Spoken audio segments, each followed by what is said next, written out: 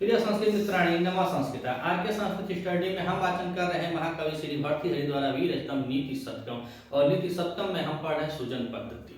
आज हम नीति शतकम के 59वें श्लोक का वाचन करते हैं। इसके पहले नीति शतकम के हम लोग 58 श्लोकों का वाचन कर लिया है। 2 श्लोकों में हमने देखा कि कवि जी बता रहे हैं कुछ सज्जनों के लिए जो नियम है वह तलवार के धार पर चलने के बराबर है। उसी पर वह 2 श्लोक बताए कि यह जो कार्य है वह तलवार के धार पर चलने के बराबर है। अब इस श्लोक में यह शार्दूल विकृत छंद में पूरा श्लोक निबद्ध है और इसमें अब बता रहे हैं कवि जी कि सज्जन जो होते हैं, और या सज्जन हो या अधम हो या चाहे मध्यम हो, जो तीनों कोटि के लोग होते हैं वह निर्धारित किस पे होती है, तो कह रहे हैं संसर्गतो जायते। वह सब संगत से ही उत्पन्न होता है। जैसी आपकी संगत होगी वैसी ही आपकी रंगत होगी। तो आइए शार्दूल विकृत छंद में हम वाचन करते हैं नीति शतकम के श्लोक नंबर 59 का। संताप्ता असि संस्थसि तस्य पयसो नामा अपि न सूयते मोक्ता कार्यता तदेव नलनी पत्र स्थितं दृश्यते स्वात्यां सागर सोक्ति मध्य पतितं तत्तमौतिकं जायते प्रायेणाधम मध्य उत्तम गुण संसर्गतो जायते गुण संसर्गतो जायते।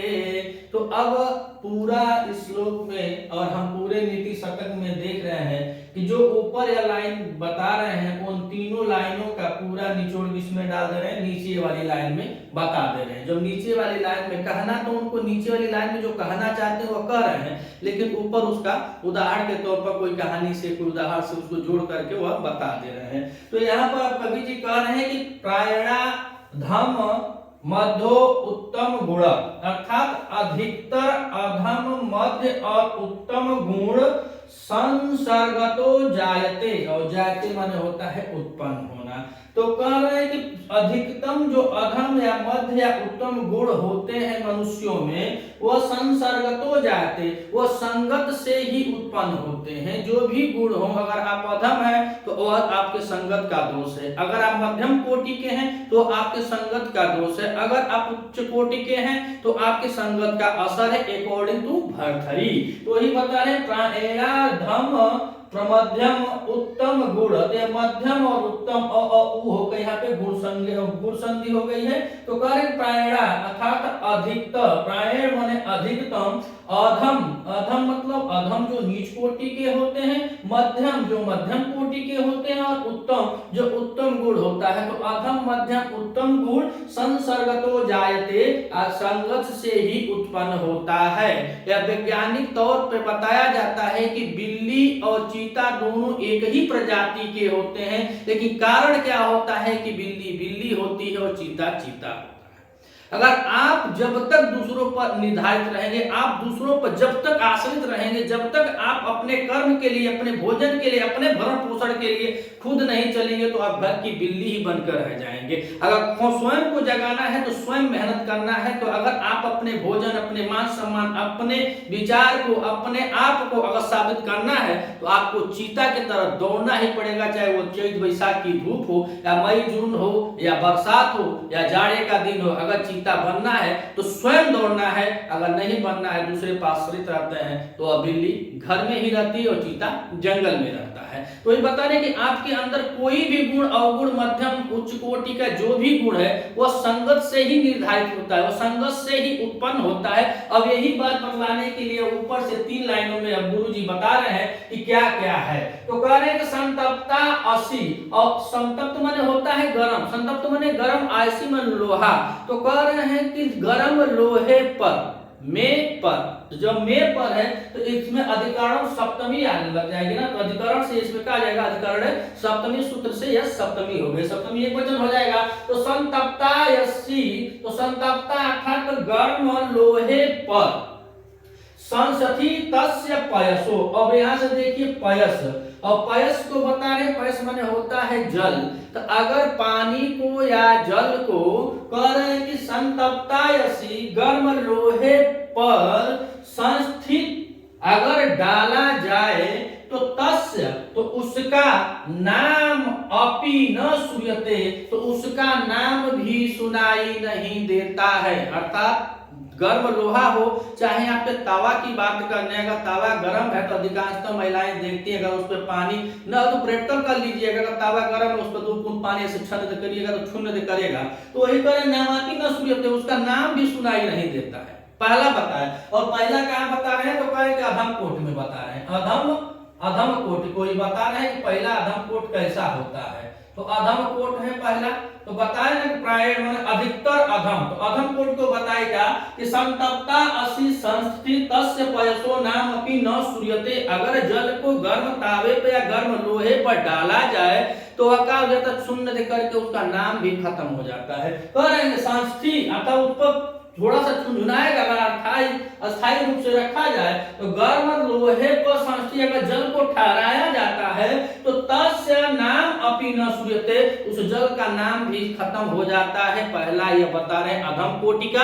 आप बड़े उच्च कुलीन के हो, उच्च कुल खानदान के हो, बड़े अच्छे खानदान से आपका मतलब जन्म है, आप उच्च कुल के हैं, अच्छे गोत्र के हैं, अगर आपकी संगत खराब हो गई, अगर आप अधम नीच कोटि में आप जुड़ गए तो आपका नाम भी खत्म हो जाएगा, कुछ होइबे नहीं करेगा, जैसे कि आप कुछ रहबे नहीं किए। तो वही कह रहे हैं कि जैसे लोहे को अगर गर्म लोहे पर माफ कीजिए करें गर्म लोहे पर अगर जल को डाला जाए तो उसको ठहरने का मौका का तुरंत उसका नाम भी सुनने को नहीं मिलता है। तो वही कह रहे हैं कि नाम अपि न श्रूयते, नाम भी सुनाई नहीं देता है। यह हुआ अधम कोट। अब देखिए दूसरे में बता रहे हैं मध्यम कोट। अब यह लाइन होगी क्या, मध्यम कोटि की लाइन पर बता रहे हैं कि मोक्ता कार्यत्या तदेव नलनी पत्र स्थितम दृश्यते। तो कह रहे हैं तत्एव, तदेव लिखा ना, तत् धन एव यानी कि तदेव, तो तत् माने वही, अगर वही जल कह रहे हैं कि नालिनी पत्र स्थित, नालिनी मध्य होता है कमल और पत्र माने पत्ता, स्थिर माने ठहरा, तो कहने के अगर वही जल कमल के पत्ते पर रुक जाए, ठहर जाए तो कैसा दिखाई देता है, तो कह रहे मुक्ता आकार तया दृश्यते, तो वही जल मोती के आकार का दृश्यते माने दिखाई देता है। अगर गर्म लोहे पर पड़े तो नाम भी खत्म, अगर बुरी संगत में आप गए तो आपका नाम विचार कुल खानदान सब कुछ लेकर के आप डूब गए। अगर मध्यम में अगर चल रहे हैं तो मध्यम में बता रहे मुक्ता कार्यता तदेव नलिनी पत्र स्थितम दृश्यते, अर्थात तो वही जल, वही पानी, वही जल नलिनी माने कमल के पत्र माने पत्ते पर स्थित माने अगर ठहरता है तो मुक्ता कार्यता, मुक्ता माने मोती, आकारता, आकारता माने रूप, मोती के आकार का दृश्यते माने दिखाई देगा। अगर वही पानी अगर नलिनी के पत्ते पर, कमल के पत्ते पर रुक जाता है, ठहर जाता है तो कैसा दिखाई देगा, मोती के आकार का दिखाई देगा। और नीचे कह रहे हैं क्या, और यहाँ दे रहे उत्तम कोट के बारे में बताएंगे। उत्तम कोट, उत्तम कोट में बता रहे हैं कि स्वात्याम सागर सूक्ति मध्यपतितम तत्र मौक्तिकम जायते, तो कर तत्र माने वही जल, फिर कह रहे हैं कि वही जल स्वात्याम, स्वात्याम माने स्वाति एक नक्षत्र होती है और स्वाति नक्षत्र के पानी का बड़ा महत्व होता है, प्राकृतिक देन है कि जब स्वाति नक्षत्र आती है तो उसमें जब जल गिरता है तो उसका जल बहुत ही कीमती होता है। और यह बताया जाता है कि स्वाति नक्षत्र का जल समुद्र के सीप में अगर गिर जाए तो वह क्या होता है, मोती बन जाता है। अगर वही जल सांप के मुख में गिर जाए तो वह विष बन जाता है, और वही जल अगर बांस के छेद में गिर जाए तो उसी को वंश लोचन करते हैं, यानी वह वंश लोचन बन जाता है। तो वही करेंगे स्वात्याम सागर सोक्ति मध्यपतितम तत्र मौक्तिकम जायते, तो करेंगे सागर माने समुद्र के, सुक्ति माने सीपी में, मध्य माने बीच में, पतितम माने गिरना, तो सागर के बीच, अगर सागर में जो सिप्पी होती है, अब हम लोग तो सागर को किनारे नहीं देखे हैं, हाँ इतना है कि पोखरी ताले में बहुत सुतुही देखले हैं जा। अब बचपने से यहाँ तक सुतुही डाल पर फुर्चे उर्चे काम में आवे, अगर बहुत गरीबी मग जियल है ना, तो चम्मच उम्मच नहीं था उस समय, तो सुतुहिया से हम लोग दवा ववा भी पीते थे और पिलाते थे, बहुत जमाने तक वो चला। आज भी पोखरी तालाबों में वो सुतुही सिप मिलती है, जिससे हम लोग अपने रोजमर्रा का काम निकालते थे। चम्मच की जगह उसका प्रयोग होता था, लेकिन अब तो चम्मच हो गया है। तो वही कहने कि सागर सुप्ती, अगर सागर के में अगर सीप है और सीप के मध्य माने बीच में पद्म माने गिर जाए, तत्र माने वही जल, कौन जल, तो स्वात्याम स्वातिक नक्षत्र में अगर वही जल सागर के मध्य, अगर सागर में जो सीप है उसके मध्य गिर जाए तो मौक्तिकम जायते, वह मोती उत्पन्न होता है। वही जल क्या बन जाता है, तो मोती बन के उत्पन्न हो जाता है। अगर वही जल गर्म लोहे पर गिरता है तो नाम भी नहीं रहता है, और वही जल अगर नंदी के पत्ते पर गिरता है तो मोती का आकार ले लेता है, यह नहीं वो हो जाता है, आकार ले लेता है। और वही जल अगर स्वाति नक्षत्र में सागर में जो सीप है उनके बीच में अगर गिर जाए तो मोती उत्पन्न हो, यानी वही जल मोती हो जाता है। जल एक ही रे पानी तेरा रूप कैसा, और जैसा मिला तैसा, तो वही बता रहे हैं कि वह एक ही जल है। देखिए यहाँ पे जला अधम लोगों के साथ उत्पन्न हुआ, और गर्भ से कोई पैदा न बदमाश होला अनंत विद्वान होगा। संगत ही रंगत को बनाती है। गर्भ से कोई सेम इंसान है तो इंसान ही पैदा होता है, और उसके अलावा कुछ नहीं होता है। तो यह संगत पे गुरु जी बताए हैं कि अगर वह बच्चा, चाहे वही हमारा समाज जिसमें हम हैं, अगर हम लोग किसी अधम के साथ नीच संगत में तो नीच हो जाएगा। चाहे वो कितना बढ़िया प्रचंड विद्वान हो, वह नीच संगत में तो नीच हो जाएगा।